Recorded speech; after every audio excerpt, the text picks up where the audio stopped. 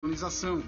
Em território brasileiro, os primeiros registros envolvendo o nome do mosquito estavam ligados aos casos de febre amarela no início do século XX. Ele chegou a ser erradicado 2 vezes por aqui. Em 1958, a Organização Mundial da Saúde declarou o país livre do Aedes aegypti, resultado das medidas de controle da febre amarela implantadas numa campanha comandada pelo epidemiologista Oswaldo Cruz. Mas o Aedes voltou a voar pelo território brasileiro no fim dos anos 60, com o relaxamento das medidas. Ele foi erradicado novamente em 1973, mas no final dos anos 70, ele voltou e nunca mais saiu. O mosquito encontrou no Brasil as condições ideais para viver e se proliferar.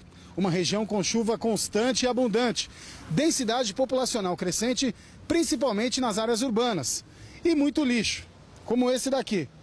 A gente observa por aqui muito plástico, garrafas PETs, potes, até um balde virado de cabeça para cima. Com a chuva que está começando agora, esse ponto fica ideal para os criadouros do mosquito.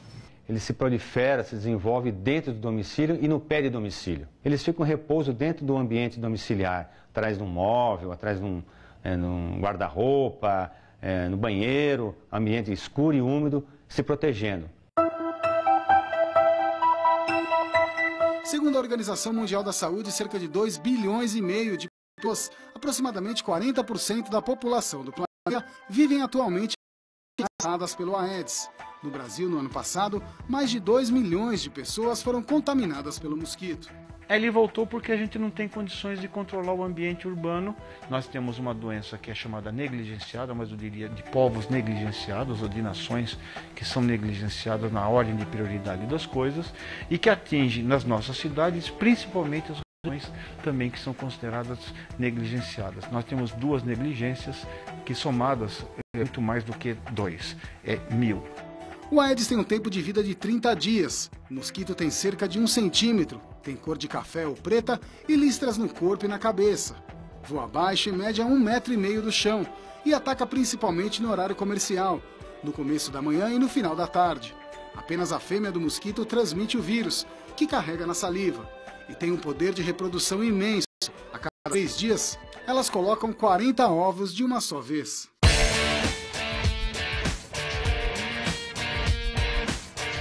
No Brasil, até então, o Aedes era mais conhecido por ser o vetor da dengue, uma doença endêmica presente no noticiário todos os anos, principalmente no verão. Mas os primeiros relatos da doença datam do início do século XX. No ano passado, o mosquito esteve no centro de um surto de febre chikungunya ocorrido no país, quando este vírus chegou ao Brasil e se espalhou com a ajuda do Aedes. Agora, um novo sinal de alerta surgiu com o avanço avassalador do Zika vírus a partir de maio de 2015. Assim como a chikungunya, esta doença tem sintomas semelhantes aos da dengue: febre, dor de cabeça no corpo e manchas avermelhadas. O Ministério da Saúde confirmou a relação entre o Zika vírus e a microcefalia, uma má formação do cérebro de bebês. Médicos e professores afirmam que houve descaso do poder público com o problema e falhas no combate ao mosquito. Mas não é só isso. É você desenvolver ou planejar políticas públicas relacionado a ações de controle, ou seja, ações integradas, onde você vai envolver o poder municipal, estadual e federal nessas ações conjuntas para se fazer uma vigilância eficaz e efetiva desse mosquito que se adaptou muito bem às áreas urbanas. Por isso que não é só da saúde o problema é muito mais complexo, envolve áreas como economia, urbanismo, cidadania, educação, segurança pública. E então, portanto, a saúde sozinha não vai conseguir resolver esse negócio. E na reportagem de amanhã da série especial Guerra ao Mosquito, vamos mostrar o avanço da dengue e da chikungunya no Brasil. O que vocês acham? Vocês concordam com Paulo Saldiva, que o problema é muito mais amplo do que só na área de saúde? Concordo totalmente. E é preocupante, ele é do ramo.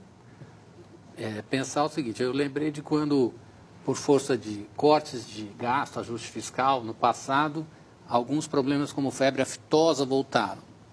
E não foi tão difícil resolver porque aumenta a verba, ataca de novo, é mais focado o problema. O Saldiva chama atenção para o fato de que ele é muito espalhado. No Brasil urbano inteiro, e o Brasil é quase todo urbano, nas periferias que não são bolsões de pobreza, a grande maioria do país vive nessas condições, uma boa parte ainda não tem nem saneamento. Então, é um desafio que vai muito além daquilo que a medicina pode, deve e tem que fazer. Bem mais amplo, melhora de condições de vida, melhora de condições de higiene, além de informação, etc., a mudança de hábitos, dá a impressão que não vai ser rápido, porque não vai ser fácil, é um desafio mais complexo. A impressão que se tem é que antigamente seria mais difícil erradicar esse mosquito, e a gente conseguiu erradicá-lo 2 vezes. O que aconteceu, Vila? Tem de pensar, tem um pessoal que trabalha bem com história das ciências, das doenças, tanto na história, na antropologia, né, com isso, porque é interessante a gente pensar, que veja o caso de 1904, né, a ação de Oswaldo Cruz, durante a reforma do Rio de Janeiro, bota abaixo, durante a gestão do Rodrigues Alves, que era o presidente da República, estão tirando os cortiços, etc. Ia ter uma conferência pan-americana, pouco depois, de todos os chefes de Estado, e o Rio de Janeiro queria se mostrar uma cidade moderna, melhor que Buenos Aires, era eterna rivalidade Brasil-Argentina, aí vem roubando os cortiços, constrói a Avenida Central, que hoje é a Avenida Rio Branco, e no meio tem a questão do combate à febre amarela e tal, né? E aí vem a vacinação obrigatória, que vai dar uma rebelião popular, depois junta uma tentativa de golpe militar e tal. É uma coisa muito complicada, mas se colocou como uma política pública. Lembrar que no Ceará tem uma grande pessoa chamada Rodolfo Teófilo, que fez aquilo sem ação do Estado, voluntariamente, etc. Tal. Então tem uma política de Estado aqui, após o episódio do Oswaldo Cruz. Tal. Essa política, você vê, foi destacada na reportagem que em 58 foi considerado extinto aqui no Brasil. O Brasil em 58 ainda era um país rural, não era um país de maioria de população urbana, né? O curioso é que esse surto atual é com o Brasil hoje majoritariamente 80% mais até, né? 85, tem por aí de população que mora nas cidades, tal, ao contrário, portanto, de 1958 ou do começo do século XX, mais ainda, tal, né?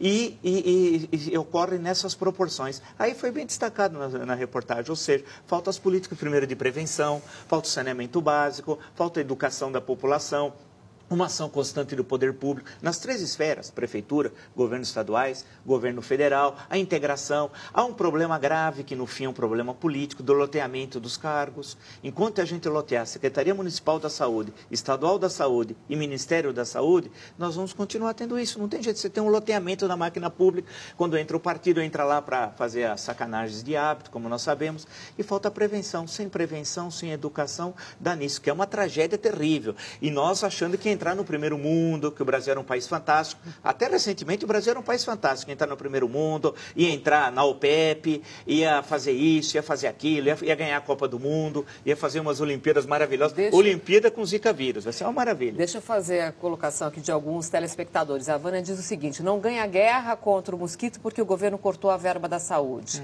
A Maria Fátima: nunca antes ninguém poderia imaginar que esse mosquito poderia causar tantos transtornos.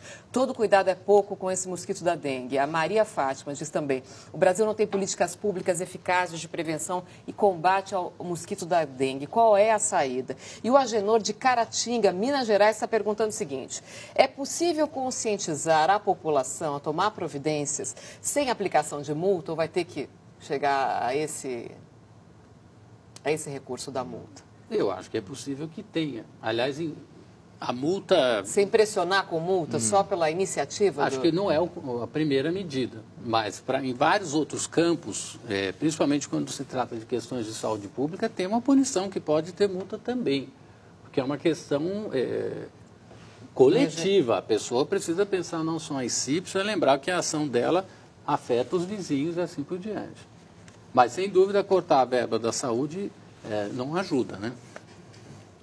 E atletas norte-americanos podem desistir de participar das Olimpíadas deste ano no Rio de Janeiro por causa justamente da proliferação do Zika vírus no Brasil.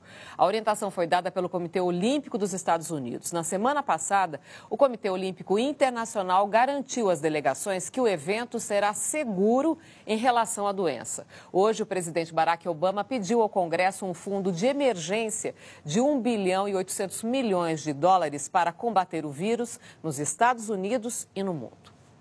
E um leopardo invadiu uma escola em Bangalore, na Índia, e feriu 6 pessoas que tentavam capturá-lo. Nas imagens do sistema de segurança é possível ver o animal andando pelos corredores do colégio.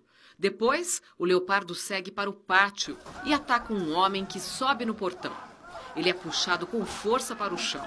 Tenta espantar o animal, mas é atacado novamente.